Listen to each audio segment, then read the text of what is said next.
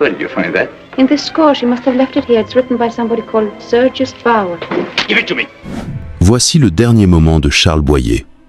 Un homme élégant, discret, à la voix de velours, allongé dans une chambre baignée d'un silence suspendu, quelque part en Arizona. Ce jour-là, il ne joue plus de rôle. Il n'y a ni projecteur, ni caméra, ni dialogue à mémoriser. Il n'y a que le calme absolu et un cœur qui s'apprête à renoncer. 2 jours plus tôt, sa femme est partie, emportée par une longue maladie. 44 années d'amour, de fidélité, de vie partagée, balayées en un seul souffle. Et lui, Charles Boyer, que le monde entier avait admiré pour son flegme, son charme, son contrôle parfait, semble avoir compris que tout ce qui le retenait sur terre venait de s'éteindre. Alors, dans un geste paisible mais irrévocable, il a choisi de la suivre, dans l'ombre, dans le silence. Personne ne s'y attendait vraiment. Ou plutôt, personne n'osait y penser. Depuis plusieurs années déjà, Charles Boyer s'était éloigné des écrans, des plateaux, des feux de la rampe. Il apparaissait parfois lors de rétrospectives, parlait peu, souriait avec cette retenue qui le caractérisait tant. Mais dans ses yeux, ceux qui savaient regarder voyaient une tristesse profonde, une forme d'absence qui ne datait pas d'hier. Il avait perdu son fils unique, Michael, dans des circonstances tragiques, plus d'une décennie auparavant. Et depuis, quelque chose s'était brisé. Il avait continué à vivre, oui, par amour pour Pat, son épouse. Mais après elle, que restait-il à aimer? Le secret de cette fin, c'est qu'elle ne fut pas spectaculaire. Il n'y eut pas de scandale, pas de cris, pas de mise en scène. Seulement une décision intime, muette, que Charles Boyer n'a partagée avec personne. Une volonté discrète de disparaître, à son tour, comme s'il ne voulait pas gêner, comme s'il refusait de continuer sans elle. Et ce silence-là, ce silence volontaire, c'est peu être ce qui frappe le plus. Car toute sa vie, Charles Boyer avait su manier les mots, les regards, les silences avec un art inégalé. Et là, pour son dernier acte, il a choisi le silence le plus pur. Ce que cette vidéo va raconter, ce n'est pas seulement l'histoire d'un grand acteur. Ce n'est pas non plus un simple hommage. C'est une plongée dans les recoins invisibles d'une vie. Celle d'un homme que l'on a longtemps pris pour un séducteur lisse, un visage de cinéma, une icône glamour. Mais derrière cette façade brillante se cache une autre vérité. Une vérité faite de douleurs muettes, de pertes irréparables, d'un amour si fort qu'il fut à la fois moteur et condamnation. Tout au long de ce récit, nous allons explorer les contradictions de Charles Boyer, l'homme qui incarnait la passion au cinéma, mais qui semblait parfois incapable de l'exprimer dans la vraie vie. L'acteur adulé, mais profondément solitaire. Le mari fidèle, mais dévasté par l'absence. Nous allons revivre ses plus grands rôles, ses triomphes à Hollywood, ses choix artistiques audacieux, mais aussi ses blessures cachées, ses silences trop lourds, ses adieux invisibles. Et puis, il y aura ce moment. Ce jour d'août 1978 à Phoenix, quand tout s'arrête. Quand le corps de Charles Boyer est retrouvé, paisiblement allongé, les volets fermés, la lumière tamisée, et à ses côtés, ce qui ressemble à une bouteille de sommeil éternel. Ce n'est pas un drame bruyant. C'est une fin douce, presque poétique, mais profondément bouleversante. Parce qu'elle dit tout ce que les mots n'ont pas su dire. Parce qu'elle est, en soi, une lettre d'amour silencieuse. Dans les prochaines minutes, nous allons dérouler le fil de cette vie. Avec précision, avec respect, avec émotion. Vous entendrez des souvenirs, des confidences, des faits parfois oubliés. Vous verrez comment le destin de Charles Boyer a basculé, comment il s'est replié, comment il a aimé jusqu'au bout, jusqu'à l'effacement. Et être qu'en refermant ce chapitre, vous comprendrez pourquoi certaines étoiles brillent plus fort, juste avant de s'éteindre. Pour comprendre ce dernier instant, il faut revenir bien en arrière. Avant Hollywood, avant les rôles mythiques, avant le chagrin, il y avait un enfant né dans une petite ville du sud-ouest de la France. Figeac, dans le département du Lot, un lieu paisible entouré de collines, de ruelles anciennes et d'un silence que seul l'écho des églises venait troubler. C'est là que Charles Boyer voit le jour, un certain 28 août de l'année 1899. Sa famille est modeste, mais cultivée. Son père, commerçant, meurt alors qu'il n'a que 15 ans. Ce deuil précoce l'imprègne d'une gravité qu'il ne perdra jamais. Très tôt, le jeune Charles se réfugie dans les livres, dans la musique, dans l'intériorité. Il étudie la philosophie à la Sorbonne, mais c'est au théâtre qu'il trouve sa vraie voix, littéralement.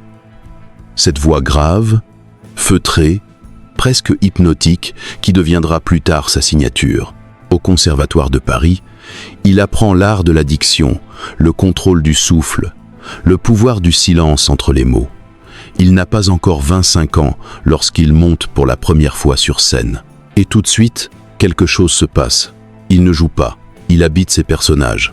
Le cinéma, muet, l'accueille sans bruit dans les années 20. Mais c'est avec l'arrivée du parlant que tout bascule.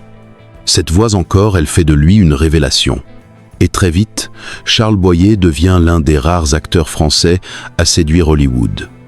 Non pas par exubérance ou extravagance, mais par une forme de sobriété magnétique. En 1934, il tourne son premier film américain. 2 ans plus tard, il est une star. À l'écran, il incarne le français romantique par excellence. Celui qui murmure des mots d'amour avec des yeux fatigués et une intensité retenue. Dans Conquête, il donne la réplique à Greta Garbo. Dans Algier, il devient le légendaire Pépé le Moco, personnage charismatique perdu dans les ruelles de la Casbah. Le public est fasciné. Son accent, loin d'être un obstacle, devient un atout. Il évoque une Europe idéalisée, raffinée, mystérieuse. À une époque où l'Amérique cherche des héros tragiques, Charles Boyer devient l'homme que toutes les femmes veulent entendre et que tous les hommes respectent. Mais derrière cette image si contrôlée, se cache un acteur exigeant, un intellectuel discret, un homme profondément attaché à la France, mais lucide sur les limites de son propre pays.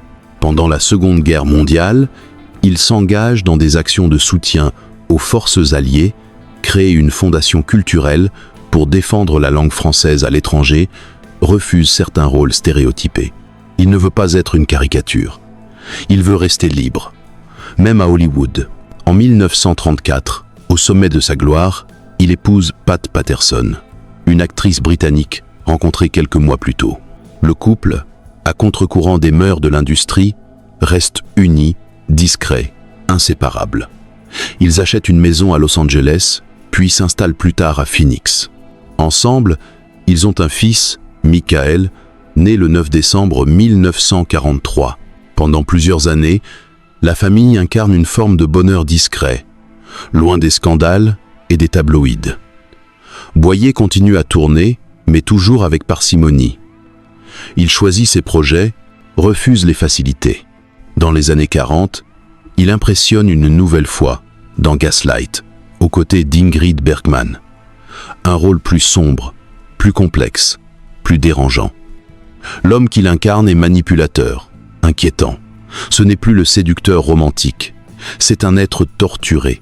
Et cette transformation artistique reflète peut-être, en creux, une évolution intérieure. Car plus les années passent, plus le sourire de Charles Boyer semble réservé, absent, lointain. Il poursuit malgré tout sa carrière. Dans Love Affair, puis dans Fanny, adaptation d'un classique de Marcel Pagnol, il revient à ses racines françaises. À chaque fois, il prouve qu'il n'est pas qu'un visage. Il est une présence, un acteur capable de transmettre l'émotion par la nuance, la retenue, le regard. Mais cette retenue, justement, devient peu à peu une forme d'armure. Derrière elle, très peu ont su entrevoir l'homme qu'il était vraiment. À partir des années 60, il ralentit le rythme. Non pas parce qu'il n'intéresse plus, mais parce qu'il ne se reconnaît plus dans les rôles qu'on lui propose. L'industrie change, les goûts évoluent, et Charles Boyer refuse de devenir une caricature de lui-même. Il préfère le retrait à la répétition, la discrétion au compromis. Mais l'essentiel est ailleurs. Car si le public voit en lui un gentleman d'Hollywood, la vérité est qu'il n'a jamais cessé d'être un homme profondément français, pudique, loyal et farouchement fidèle à ses proches. Et c'est cette loyauté, cette constance, cette profondeur silencieuse qui rend son destin si tragique.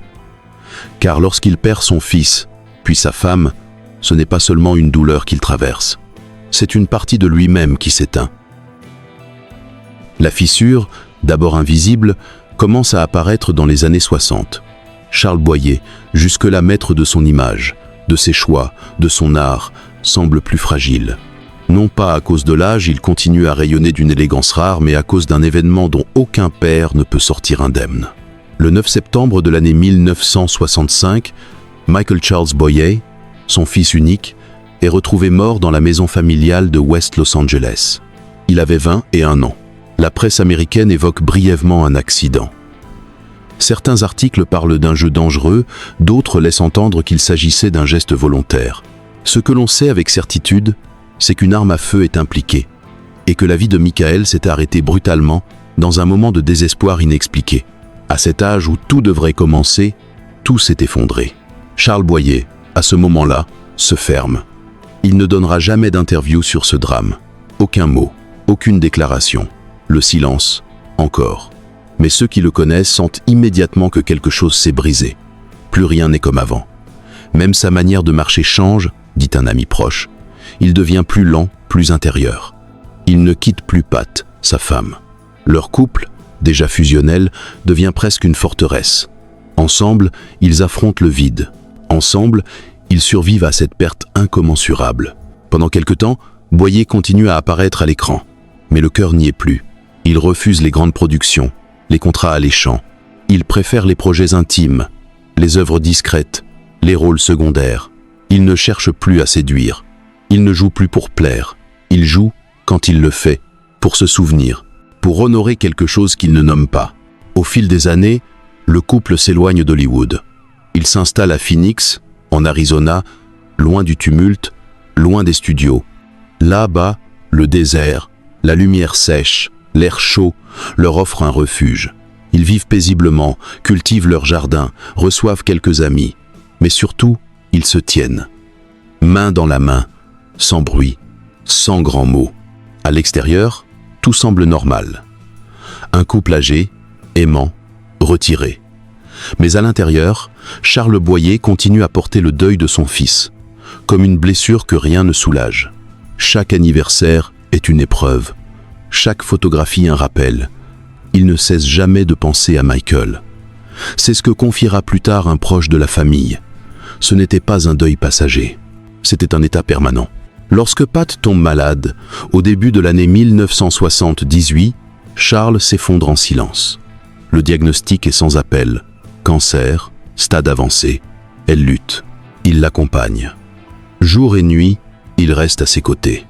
Il lui parle doucement, lui lit des poèmes, revisite avec elle les souvenirs d'une vie.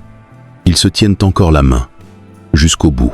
Le 24 août, Pat Patterson rend son dernier souffle. Charles est là. Il ne dit rien. Il l'embrasse. Puis, il s'éloigne. C'est une scène que personne n'a filmée, que personne n'a racontée, mais que l'on peut imaginer avec précision. Un homme seul, dans une maison devenue trop grande, trop vide, trop silencieuse. Les 44 années de mariage s'étaient transformées en une forme d'unité presque sacrée. Ils n'étaient plus deux personnes. Ils étaient un monde. Et ce monde venait de disparaître. Pour la deuxième fois. La première fois, c'était leur fils. La seconde, c'était elle. Il ne restait plus rien. Le 26 août au matin, Charles quitte la maison. Il dit à un proche qu'il veut être seul quelques heures. Il se rend chez un ami à Scottsdale, à une trentaine de kilomètres de Phoenix. Il s'installe dans une chambre. Il ferme les rideaux. Il allume une lumière douce. Il pose une photo de Pat sur la table de chevet. Et il s'endort, pour ne plus se réveiller. Le journal Le Monde publiera une brève dépêche 3 jours plus tard. Cause du décès, surdose de barbiturique. La police confirme qu'il s'agit d'un geste délibéré, pas de lettre, pas d'explication. Juste une décision, une fin en miroir, 2 jours après elle, comme une évidence, comme un refus d'être séparé. Dans les jours qui suivent, les hommages sont discrets. Quelques articles, des souvenirs, des rétrospectives, mais rien de grandiose, rien de tapageur, comme si Charles Boyer avait orchestré jusqu'à sa disparition, à sa manière, avec retenue, avec élégance, sans bruit. Et dans cette disparition silencieuse, quelque chose de bouleversant se joue. Car ce n'est pas seulement un acteur qui s'en va. C'est un homme qui a aimé trop fort, un père inconsolable, un mari fidèle, un être habité par la douleur, et qui, au lieu de la crier, l'a portée en silence jusqu'à la fin. À Hollywood, certaines étoiles s'éteignent dans l'explosion. D'autres s'effacent doucement, sans qu'on s'en aperçoive. Charles Boyer appartenait à cette seconde catégorie. Sa disparition n'a pas fait la une des journaux. Il n'y a pas eu de grand hommage télévisé, ni de cérémonie publique. Il est parti comme il avait vécu, dans la discrétion. Et pourtant, derrière cette pudeur ultime se cache une vérité que peu ont su voir ou comprendre. Car ce n'est pas seulement une histoire de vieillesse, de maladie ou de fatigue. Ce n'est pas non plus une simple tristesse liée à la perte d'un être cher. C'est un enchaînement de blessures intimes, profondes, restées enfouies pendant des années. Charles Boyer, l'homme à la voix chaude, au regard magnétique, au sourire mesuré, portait en lui un abîme que rien ne pouvait combler. Et le plus troublant, c'est que cet abîme, il l'a dissimulé avec une maîtrise presque parfaite. Dans les rares interviews qu'il accorde après les années 60, il reste toujours posé, calme, intellectuel. Il parle de cinéma comme d'un art sérieux, jamais comme d'un jeu. Il refuse de s'épancher sur sa vie privée. Il élude les questions sur son fils. Il n'élève jamais la voix. Et pourtant, quand on lit entre les lignes, quand on observe les silences, les regards qui s'éteignent trop vite, les phrases qui s'arrêtent brutalement, on devine la souffrance contenue. Un témoignage, oublié dans une revue spécialisée des années 70, évoque une soirée privée où Boyer, déjà âgé, aurait confié à demi-mot qu'il ne supportait plus les anniversaires. Il aurait dit, en souriant tristement, « Il y a des dates qu'on ne célèbre pas. Elles sont là, c'est tout. » Cette phrase, simple, anodine, dit beaucoup. Elle parle d'un homme qui vit avec l'absence, avec le vide, avec la mémoire d'un fils disparu trop tôt. Un homme qui, chaque année, revit sans le dire ce 9 septembre qui a tout changé. Un autre détail, resté dans l'ombre, a été mentionné par un ancien assistant de plateau. Lors du tournage de Barefoot in the Park, en 1967, 2 ans après la mort de Michael, Boyer aurait demandé à ne pas tourner de scène où il devait jouer un père. Il n'en a jamais donné la raison, mais les techniciens ont compris. Il ne voulait pas feindre ce qu'il ne pouvait plus vivre, même pour un rôle. Et puis, il y a cette photo, peu connue, rarement publiée. Une image prise en 1977, 1 an avant sa mort. On y voit Charles et Pat, assis côte à côte dans un jardin, quelque part à Phoenix. Elle porte un chapeau clair, lui une veste beige. Ils ne se tiennent pas la main, mais leurs corps sont tournés l'un vers l'autre, comme s'ils formaient une barrière contre le monde. Aucun d'eux ne sourit, mais dans leur regard, il y a une forme de paix étrange, comme s'ils savaient, comme s'ils attendaient, ensemble, la fin du chemin. Ce cliché, à lui seul, résume toute la complexité de Charles Boyer. Un homme de retenue, de loyauté, de mélancolie. Un homme qui a vécu des passions intenses à l'écran, mais qui, dans la vie, a préféré les silences aux déclarations. Ce n'était pas une fuite, c'était une forme de protection, car au fond, il savait que certaines douleurs ne peuvent être dites sans perdre quelque chose de soi. La disparition de Pat fut le point final. Pendant 44 ans, elle avait été son repère, sa confidente, sa complice. Elle connaissait ses failles, ses peurs, ses fantômes. Elle seule savait comment le retenir quand tout menaçait de s'écrouler. Sans elle, il n'y avait plus de filet, plus d'ancrage, juste le vide. Et dans ce vide, Charles Boyer a fait un choix que certains jugeront incompréhensible, d'autres bouleversant. Il ne s'est pas laissé submerger, il a décidé, avec la même discrétion qu'il avait toujours cultivée. Il n'a laissé ni lettre, ni message, seulement un silence, une absence, une chambre fermée, une lumière tamisée et une fin choisie. L'industrie du cinéma, longtemps si prompte à encenser ses légendes, n'a pas su ou pas voulu lui rendre un véritable hommage. Peut être parce qu'il ne rentrait plus dans aucune case. Il n'était plus l'amant latin, ni le héros tragique, ni la star glamour. Il était un homme seul, âgé, usé par la vie. Un homme qui ne criait pas, qui ne réclamait rien, qui s'effaçait doucement. Et cette modestie, paradoxalement, l'a rendu invisible. Mais pour ceux qui ont pris le temps de regarder au-delà de l'écran, Charles Boyer reste une énigme précieuse. Une voix qui résonne encore dans les souvenirs. Un regard qui portait en lui tout un monde de nuances. une élégance perdue, et une douleur muette restée intacte jusqu'au bout. Ce qu'il nous laisse, ce ne sont pas seulement des films, ce sont des questions. Sur la fidélité, sur le deuil, sur la solitude, sur l'amour au long cours, et sur ce qu'il reste d'un homme quand le rideau tombe, quand les applaudissements se taisent, quand il ne reste plus que le silence. Un silence lourd, chargé et terriblement humain. Lorsque l'on regarde la trajectoire de Charles Boyer dans son ensemble, on ne peut s'empêcher de ressentir un étrange vertige. Voilà un homme qui a connu tous les sommets. L'admiration d'Hollywood, les plus grandes actrices pour partenaires, la reconnaissance internationale, et pourtant, c'est l'absence, le retrait, le silence qui semblent avoir marqué ses derniers chapitres. Comme si, au fond, il n'avait jamais réellement cru à la pérennité de la lumière. Chez Les Derniers Moments, nous avons souvent raconté des destins brisés par la célébrité, par la pression médiatique, par la violence d'un système. Mais ici, il s'agit de quelque chose de plus intime, de plus pudique. Charles Boyer n'a pas été broyé par le star system. Il a, au contraire, toujours su s'en préserver. Il a choisi ses rôles, ses combats, ses silences. Il a tenu bon, longtemps. Mais c'est l'épreuve du deuil, la perte de son fils, puis celle de sa femme, qui l'ont lentement conduit vers une forme d'effacement total. Ce qui nous bouleverse dans cette histoire, c'est sa douceur. Il n'y a pas de cris, pas de colère, pas de drame spectaculaire, juste une grande fatigue morale, un amour si profond qu'il rendait la solitude intolérable. Un homme qui n'a pas su ou pas voulu apprendre à vivre sans ceux qu'il aimait.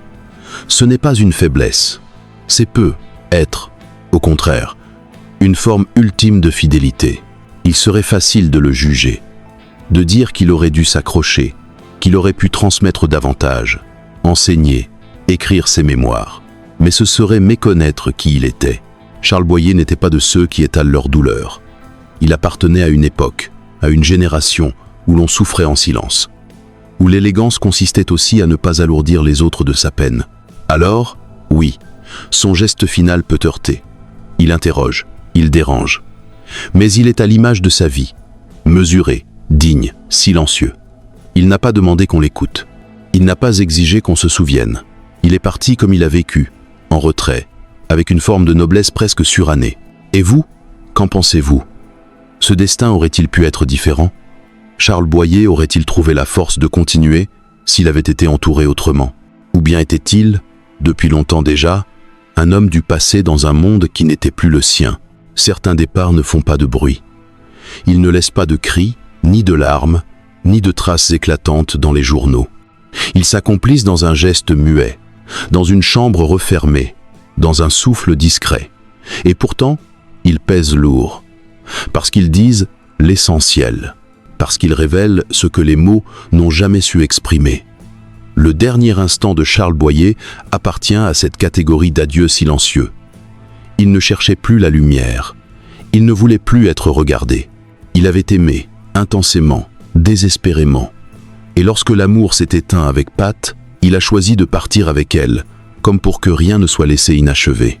Il ne nous reste de lui ni scandale, ni ruine, ni mémoire publique. Ce qu'il nous lègue, c'est un mystère. Une silhouette voûtée par les ans, un regard perdu dans un horizon qu'on ne voit pas. Une voix qui résonne encore dans les salles obscures, mais qui, en coulisses, s'était déjà tue depuis longtemps. Il y a quelque chose de profondément émouvant à penser que cet homme, que l'on croyait maître de lui, sûr de ses effets, était en réalité un cœur nu, sans protection, sans rempart, dès lors que l'amour avait disparu. Être faut-il voir dans cette fin une forme d'élégance extrême, une manière de refuser la lente agonie, de ne pas prolonger le manque, de ne pas survivre à l'insupportable. Il n'a pas fui, il n'a pas abandonné, il a simplement considéré que tout avait été vécu, que tout avait été dit, que l'histoire pouvait, enfin, se refermer. Et que cette fermeture, justement, serait son dernier rôle, celui d'un homme qui quitte la scène sans saluer, sans bruit, sans s'expliquer. Juste un regard, un silence, et le rideau qui tombe.